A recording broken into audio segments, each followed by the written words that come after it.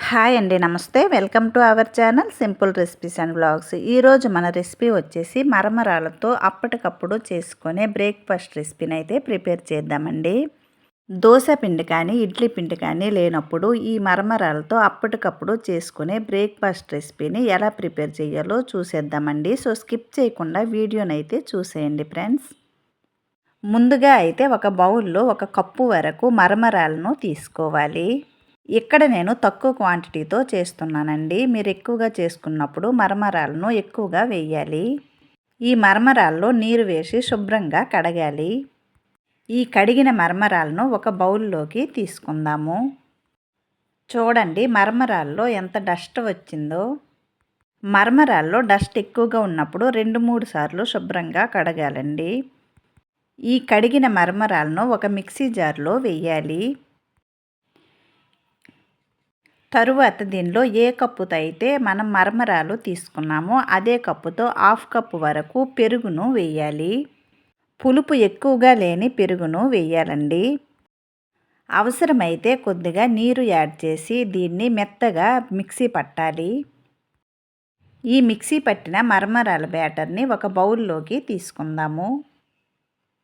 ఈ మరమరాలు బరకగా కాకుండా పూర్తిగా పేస్ట్లా చెయ్యాలండి.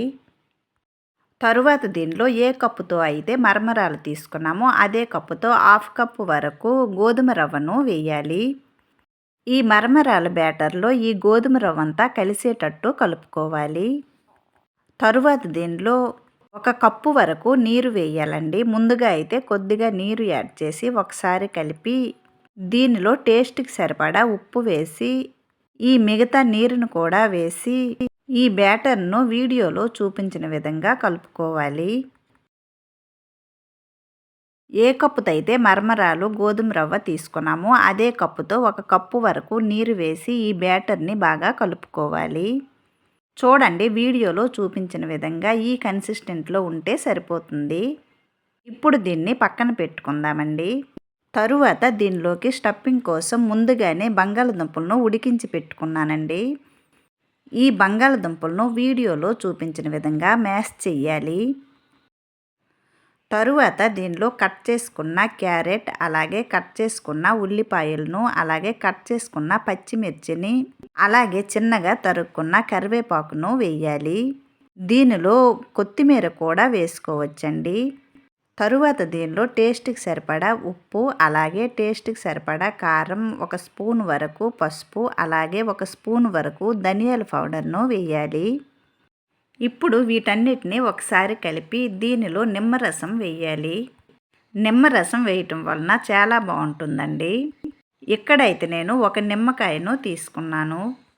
ఈ నిమ్మరసం వేసిన తర్వాత ఇవన్నీ బాగా మిక్స్ అయ్యేటట్టు కలుపుకోవాలి. ఇలా కలుపుకున్న బంగాళదుంప మిశ్రమాన్ని పక్కన పెట్టుకుందాము. తరువాత ఏవైనా ఒకే సైజులో ఉన్న గిన్నెను కానీ లేదంటే గ్లాసును కానీ తీసుకోవాలి. ఇక్కడైతే నేను చిన్న చిన్న బౌల్స్ని తీసుకున్నాను. ఈ గిన్నెలో ఆయిల్ కానీ లేదంటే నెయ్యి కానీ అప్లై చేయాలి. ఈ బ్రేక్ఫాస్ట్ రెసిపీ చాలా బాగుంటుందండి. ఒకసారి తప్పకుండా మీరు కూడా ట్రై చేయండి ఫ్రెండ్స్, మీకు కూడా బాగా నచ్చుతుంది. ఈ గిన్నెలంతటికి నూనె అప్లై చేసిన తరువాత ముందుగా మనం కలిపి ఉంచుకున్న బంగాళదుంపలను ఇలా వీడియోలో చూపించిన విధంగా బాల్స్లా చేసి పక్కన పెట్టుకోవాలి. తరువాత మనం ముందుగా ఆయిల్ అప్లై చేసుకున్న గిన్నెను తీసుకోవాలి. ఈ గిన్నెలో మనం ముందుగా కలిపి ఉంచుకున్న మరమరాల బ్యాటర్ను ఒక గరిటె సహాయంతో ఈ గిన్నెలో 1/2 గిన్నె వరకు ఈ బ్యాటర్ను వేయాలి.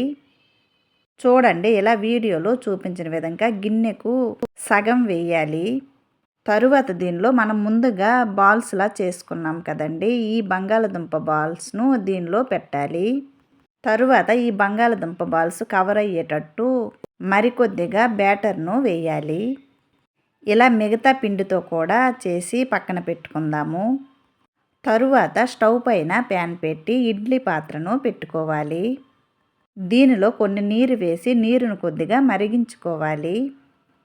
తరువాత దీనిలో ఇడ్లీ ప్లేట్ పెట్టి మనం ముందుగా రెడీ చేసి పెట్టుకున్న గిన్నెను పెట్టుకోవాలి. ఇడ్లీ పాత్రలో ఎన్ని గిన్నెలు పెడితే అన్ని గిన్నెలు పెట్టుకోవచ్చండి. ఇక్కడైతే ఒక గిన్నె పెట్టిన తర్వాత మరో ప్లేట్ పెట్టి మరో గిన్నెను పెట్టుకున్నానండి. వీటిపైన మూత పెట్టి మీడియం ఫ్లేమ్లో వీటిని స్టీమ్ చెయ్యాలి. ఎక్కడైతే నేను తొందరగా అవుతుందని మరో ఇడ్లీ పాత్ర కూడా పెట్టి ఈ గిన్నెను పెట్టి వీటిని ఉడికించుకున్నానండి. ఈ బ్రేక్ఫాస్ట్కు కాంబినేషన్గా చట్నీ కూడా ప్రిపేర్ చేద్దాము. ఇవి ఉడికేలోన చట్నీ ప్రిపేర్ చేద్దామండి. దీనికోసమైతే స్టవ్ పైన పాత్ర పెట్టి దీనిలో ఒక స్పూన్ వరకు ఆయిల్ను వేయాలి.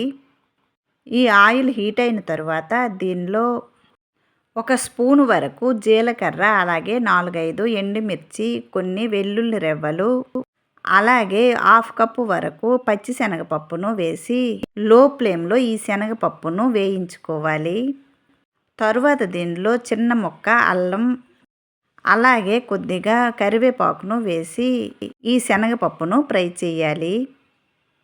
ఈ శనగపప్పు ఫ్రై అయిన తర్వాత ఒక ప్లేట్లోకి తీసి దీన్ని పూర్తిగా చల్లారనివ్వాలి.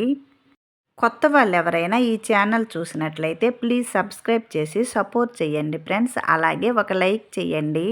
మీరు చేసే ఈ ఒక్క లైక్ వల్ల ఈ వీడియో మరికొంతమందికి రీచ్ అవుతుందండి. ఇలా ఒక ప్లేట్లోకి తీసుకున్న తర్వాత చట్నీ కోసం పోపు పెట్టుకుందాము. దీనికోసమైతే అదే పాత్రలో హాఫ్ స్పూన్ వరకు ఆయిల్ వేసి కొద్దిగా ఇంగువ, ఒక స్పూన్ జీలకర్ర, ఒక స్పూన్ ఆవాలు, అలాగే ఎండుమిర్చి, అలాగే కొద్దిగా కరివేపాకు వేసి వేయించి పక్కన పెట్టుకుందాము. తరువాత ముందుగా ఫ్రై చేసుకున్న శనగపప్పుని మిక్సీ జార్లో వేసి దీనిలో ఒక చెక్క నిమ్మరసము, అలాగే టేస్ట్కి సరిపడా ఉప్పు వేసి కొన్ని నీరు వేసి వీటిని మిక్సీ పట్టాలి. పూర్తిగా పేస్ట్లా కాకుండా కొద్దిగా బరకగా ఉండేటట్టు మిక్సీ పట్టుకుంటే చట్నీ చాలా బాగుంటుందండి. ఈ మిక్సీ పట్టిన చట్నీని ఒక బౌల్లో వేసుకుందాము. తరువాత దీనిలో మనం ముందుగా పోపు పెట్టి ఉంచాం కదండి, ఈ పోపును కూడా ఈ చట్నీలో వేసుకోవాలి. చట్నీ అయితే రెడీ అయినట్టేనండి. మనం ముందుగా ఇడ్లీ పాత్రలో పెట్టుకున్న మరమరాల ఇడ్లీ కూడా రెడీ అయ్యిందండి. చేత్తో కానీ చాకుతో కానీ ముందుగా చెక్ చేయాలి. చూడండి, ఇక్కడైతే చేతికేమీ అంటుకోవట్లేదండి. ఇప్పుడైతే కుక్ అయినట్టే. వీటిని ఒక చాకుతో సైడ్స్ అంతా లూజ్ చేయాలి. ఇలా లూజ్ చేయడం వలన ఈజీగా వచ్చేస్తుంది.